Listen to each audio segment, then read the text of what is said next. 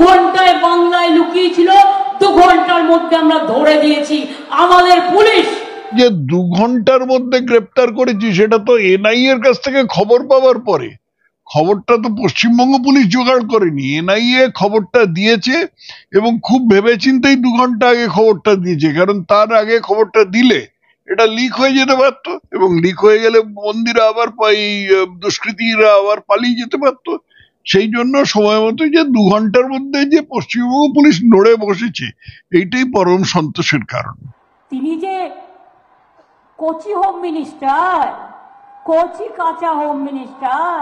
ভগবান, ওর নিজের 2টো মন্ত্রী জেলে চলে গেল, এত টাকা খরচ করে জামিনের জন্য আবেদন করেও জামিন পেল না।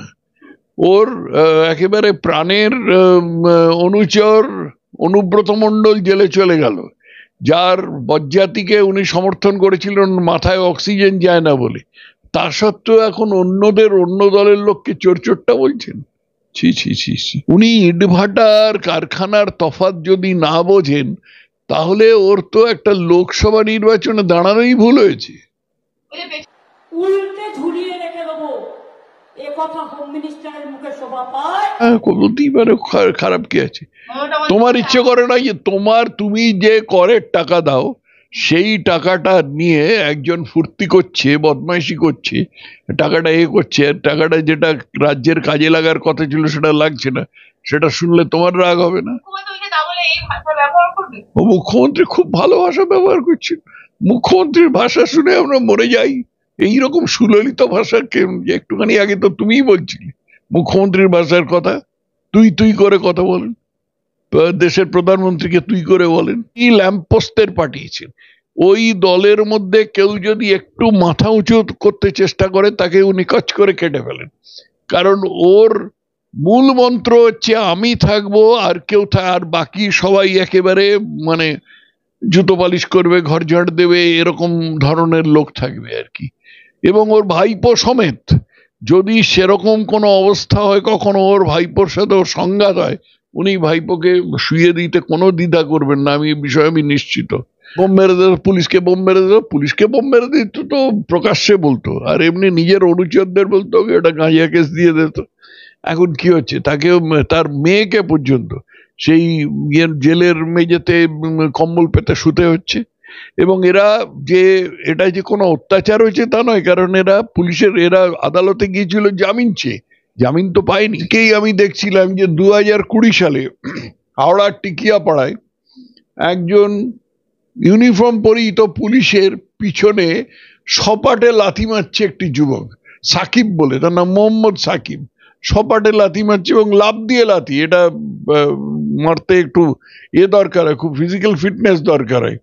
তারপরে তাকে গ্রেপ্তার করা হয়েছে, জেলে নিয়ে যাওয়া হয়েছে, কিন্তু তার পরিবারকে নাকি প্রচুর চাল আটা এসব দেওয়া হয়েছে। তা না হলে মুখ্যমন্ত্রী বলছেন ও যদি জেলে যায় তাহলে ওর পরিবার কি খাবে, সেই জন্য এসব দেওয়া হলো আর কি। পশ্চিমবঙ্গে এই ইসলামী জঙ্গিরা, বিশেষ করে ইসলামী জঙ্গিরা যেভাবে এই রাজ্যটাকে একটা সেফ হ্যাভেন বা নিরাপদ আশ্রয় বলে ব্যবহার করছে, সেটা একটা অত্যন্ত পুরো রাষ্ট্রের পক্ষে এটা অত্যন্ত একটা ভয়ের বিষয়।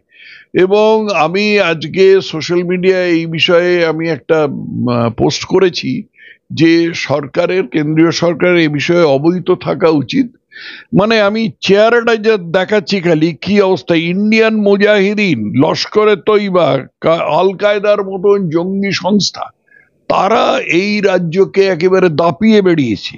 এই যে 28 দিনের যে কথাটা হলো একটুখানি আগে, যে 28 দিন যারা ঘুরে বেরিয়েছে রাজ্য পুলিশ তাদের নাগাল পায়নি, এরকম আরো অনেক দিন আগে থেকে হয়েছে। সবচেয়ে মারাত্মক ছিল ইন্ডিয়ান মুজাহিদিন সংস্থার প্রতিষ্ঠাতা ইয়াসিন ভটকাল এখানে লুকিয়েছিল। তারপর আল বদরের আরেক নেতা ফৈয়াজ, সে এখানে লুকিয়েছিল।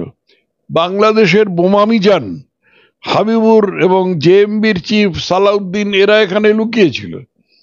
তারপরে আরেকজন নেতা আবু তালহা, সে এখানে লুকিয়েছিল। এখন ব্যাপার হচ্ছে এরা বেছে বেছে পশ্চিমবঙ্গকে করছে কেন? তার কারণ হচ্ছে পশ্চিমবঙ্গের প্রশাসন একেবারে ঢিলে। মমতা ব্যানার্জি এদেরকে প্রশ্রয় দেন, এদেরকে লাই দেন এবং তার ফলে পুলিশের মনোবল একেবারে তলানিতে গিয়ে ঠেকেছে, যেরকম আমি একটুখানি আগে বলেছিলাম।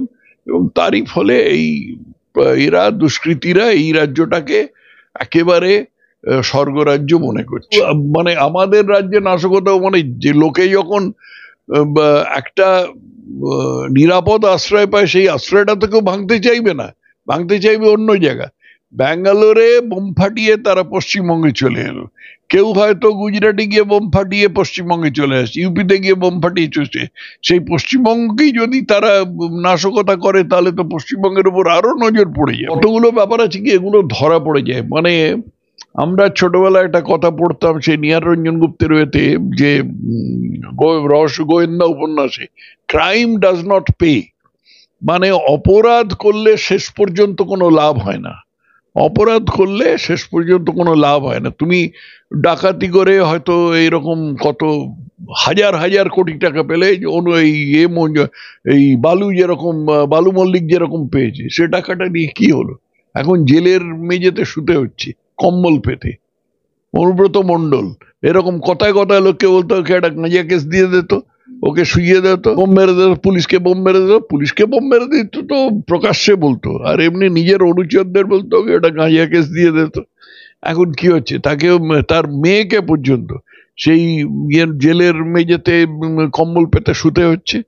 এবং এরা যে এটা যে কোনো অত্যাচার হয়েছে তা নয়, কারণ এরা পুলিশের, এরা আদালতে গিয়েছিল জামিন চেয়ে, জামিন তো পাই। ব্যাপার হচ্ছে যে এই জিনিসগুলোর মানে প্রমাণ করে, বিশেষ করে আর্থিক দুর্নীতি প্রমাণ করে, কাগজ প্রমাণ করাটা বেশ কঠিন কাজ, কারণ খাতাপত্র অনেক কিছু করতে হয়, আজকাল আবার সব কম্পিউটারে থাকে, তো এর ফলে একটু সময় লাগে, কিন্তু সময় শেষ পর্যন্ত হবেই। যেটা হয়েছে সেটা হলো যে আমার পুলিশের সম্বন্ধে সেরকম নালিশ নেই, কিন্তু যেভাবে মমতা এবং তার প্রশাসন দুষ্কৃতিকারীদের লাই দিয়েছে এবং পুলিশকে একেবারে দলদাসে পরিণত করেছে, তাতে পুলিশের মনোবল নষ্ট হয়ে গেছে। একই সাথে দেখা যাচ্ছে মুখ্যমন্ত্রী বলছেন তোদের গুজরাট সেফ, তোদের উত্তরপ্রদেশ সেফ, এইরকম একাধিক, তোদের বিহার সেফ, তুই করে। এটাকে বলো হোয়াট অ্যাবাউটারি। যদি গুজরাট সেফ হতো, গুজরাট অবশ্যই সেফ, পশ্চিমবঙ্গের তুলনায় 100 বার সেফ, বিহার 100 বার সেফ। আগে আমাদের একমাত্র আত্মশ্লাঘার জায়গা ছিল সিপিএম এর আমলে, আমরা যতই খারাপ হই না কেন বিহারের চেয়ে আমরা এগিয়ে আছি, আমরা পার্শ্ববর্তী রাজ্যের চেয়ে এগিয়ে আছি। কিন্তু এখন দেখা যাচ্ছে যে বিহারের নির্বাচনের সময় কোনো গন্ডগোল হয় না, চুপচাপ নির্বাচন হয়ে যায়, আর পশ্চিমবঙ্গে নির্বাচন ঘোষণা হবার সঙ্গে সঙ্গে লাশ পড়তে আরম্ভ করে। তো অবশ্যই বিহার সেফ, অবশ্যই উত্তরপ্রদেশ সেফ। আর এগুলো যদি সেফ না হয়, হ্যাঁ তুই করে বলছে, ওটা তোর স্বভাব। মানে এই ইতরের মতন কথাবার্তা বলা ওর স্বভাব, ওর দলের বহু লোকের স্বভাব। এগুলো মানে কি বলবো, এর আগে যে মুখ্যমন্ত্রী যে সমস্ত কথাগুলো বলেছেন, সেই 2014 সালের আগে যখন নরেন্দ্র মোদী গুজরাটের মুখ্যমন্ত্রী ছিলেন, তখন একজন মুখ্যমন্ত্রী আরেকজন মুখ্যমন্ত্রীকে বলেছেন তোকে কোমরে দড়ি বেঁধে হিড় হিড় করে টেনে আনবো। আরেক সময় বলেছেন কেন্দ্রীয় সরকার আমাকে মানে ড্যাশ দিচ্ছে, বলে হাত দিয়ে দেখে ড্যাশটা, আর আমি বলছি না পরিষ্কার করে, কেন্দ্রীয় সরকার আমাকে ড্যাশ দিচ্ছে। এই যার ভাষা, তার কাছ থেকে আর খুব বেশি কি আশা করা যায়। কিন্তু ব্যাপার হচ্ছে যে যখন উনি একটা বেশ আরামদায়ক পরিস্থিতিতে থাকেন, তখন গুছিয়ে সুচিয়ে কথা বলেন, আর যখন বিপদে পড়ে গেছেন, একেবারে ভয়াবহ অবস্থা, ডুবে যাওয়ার অবস্থা, তখন আসল চেহারাটা বেরিয়ে এসছে। বলছি একই সাথে দেখা গেল জ্যোতিপ্রিয় মল্লিকের সম্পত্তি, বাকিবুর রহমানের সম্পত্তি বাজেয়াপ্ত করলো ইডি, কি বলবেন? মানে বিশাল অঙ্কের, খুব বড় অঙ্কের সম্পত্তি বাজেয়াপ্ত করলো, এ তো আইনসম্মত ভাবে করেছে। দেখো, মুখ্যমন্ত্রী কি করে বলেন সেটা মুখ্যমন্ত্রী জানেন। মুখ্যমন্ত্রী, একটা লোক যদি ক্রমাগত মিথ্যে কথা বলতে থাকে, তাহলে একটা স্টেজের পরে তার মিথ্যে কথা বলতে কোনো রকম দ্বিধা হয় না, বলে দেবে আর কি, যে সূর্য তো পশ্চিম দিকে ওঠে, তুমি জানো না সকালে কোন দিকে সূর্য উঠেছে? পশ্চিম দিকে উঠে যেত, এরকম বলে দেবে। পুকুরের ওইদিকে জল 2 ফুট উঁচু, বলে দেবে। আর আশপাশে যত নেতা চামচা আছে তারা বলবে হ্যাঁ দিদি, দিদি যা বলেছেন তার মতন অকাট্য আর কথা হয় না। এই আর কি, এইভাবে বলে। জ্যোতিপ্রিয় মল্লিকের সম্পত্তি, বাকিবুর রহমানের সম্পত্তি, এগুলো তো আইনসম্মতভাবে বাজেয়াপ্ত করা হয়েছে। এগুলো কি গিয়ে কেউ খাবলে কেড়ে নিয়ে এসছে? যেরকম তোলাবাজি হয় তৃণমূলের আমলে, বা যেরকম করে এই শেখ শাহজাহান সন্দেশখালিতে লোকের জমি কেড়ে নিত, টাকা কেড়ে নিত, সেইভাবে করা হয়েছে তা নয়। এটা তো একটা কেন্দ্রীয় সংস্থা গিয়ে আইনসম্মতভাবে তাদের নিয়ে সম্পত্তি বাজেয়াপ্ত করেছে। একই সাথে দেখা যাচ্ছে রচনা ব্যানার্জি ভাটার পিছনে ইট ভাটার ধোঁয়া দেখিয়ে বলছেন দেখছেন কত কারখানা, আমি বলেছিলাম না অনেক কারখানা। দেখুন এবার কি উত্তর দেবেন আপনারা? ইট ভাটার ধোঁয়া আমি আগে শুনেছিলাম চাল কলের ধোঁয়া। যাই হোক, ইট ভাটার ধোঁয়া, চাল কলের ধোঁয়া দেখে যদি রচনা ব্যানার্জি এরকম বলে, তাহলে আমি কি বলবো একে? মানে এর তো কোনো বুদ্ধি শুদ্ধি নেই, লেখাপড়াও নেই। ইনি শুধু নিজের অভিনয় দক্ষতা নিশ্চয়ই আছে, তা না হলে আর কি করে এর করলেন। কিন্তু রাজনীতিটা তো অভিনয় করার জায়গা নয়, রাজনীতিতে অন্য কিছু একটা অন্যরকম বুদ্ধি লাগে আর কি, সেটা তো শূন্য। উনি ইটভাটার কারখানার তফাৎ যদি না বোঝেন, তাহলে ওর তো একটা লোকসভা নির্বাচনে দাঁড়ানোই ভুল হয়েছে। পেছনে আমার ধোঁয়া উঠছে দেখুন, ছবি হয়তো বাড়িতে আগুন লেগে গেছে কারুর সর্বনাশ হচ্ছে, সেটাকে দেখি বলবো ওই দেখুন ধোঁয়া উঠছে, শিল্পের ধোঁয়া দেখাচ্ছে। আর ধোঁয়া শুধু না, বলে ধোঁয়া ধোঁয়া ধোঁয়া ধোঁয়া ধোঁয়া এরকম বলেছে। একদমই বলছি, এরাই সংসদে গিয়ে প্রশ্ন করবে, আপনার আমার জন্য এরাই কথা বলবে, এরাই আমাদের প্রতিনিধি। ভুল করছো, এরা মুখই খুলবে না, এরা মুখই খুলবে না। এইখানে যে এই এর থেকে যে সংসদ হয়েছিল, আমি যেখানে বসে আছি, মালা রায় মানুষ খারাপ না, কিন্তু মালা রায় কাউন্সিলর মেটেরিয়াল, কাউন্সিলর হবার চেয়ে বেশি যোগ্যতা ওর নেই। উনি সংসদে গিয়ে কি করেছেন? আজ পর্যন্ত একদিনও মুখ করেননি। উনি বলে দিয়েছেন যে মানে একজন বামপন্থী নেতা যেটা বলেছিলেন সেটা একেবারে লাখ কথার এক কথা। সেটা হলো যে এই পার্টিতে একটি পোস্ট আর সব ল্যাম্পপোস্ট। উনি ল্যাম্পপোস্টের পাঠিয়েছেন। ওই দলের মধ্যে কেউ যদি একটু মাথা উঁচু করতে চেষ্টা করে, তাকে উনি কচ করে কেটে ফেলেন।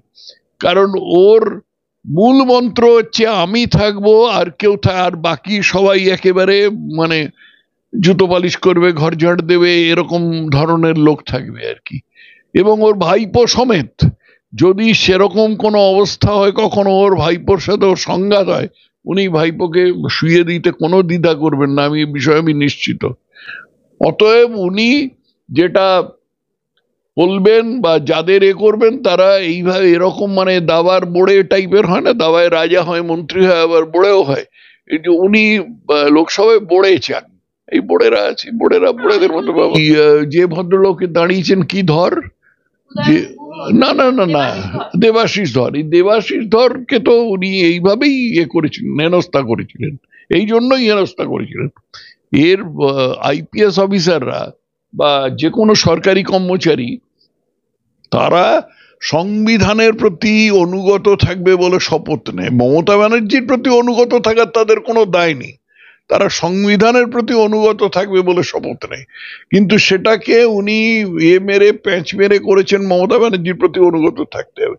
আর যদি কেউ না থাকে, তাহলে তাদের এই দেবাশিস ধরের মতন অবস্থা হবে। যত চোর আছে সব চোর ধরা পড়বে, নিস্তার নাই। আবার সিবিআই চুরি করলে নিস্তার নাই। একই সাথে ছাত্র নেতা তৃণাঙ্কুর ভট্টাচার্যের নাম দিয়েছে এখানকারই সিআইডি নিয়োগ দুর্নীতি। কি বলবো আবার, ও ছোটখাটো নেতা বলে ওর নাম দিয়েছে। এবার কে বোধহয় সিআইডি কে বোধহয় একটু মমতা বলেছেন গিয়ে এক হাতটা নাম দিয়ে দিন, তা নাহলে লোকে কি বলবে।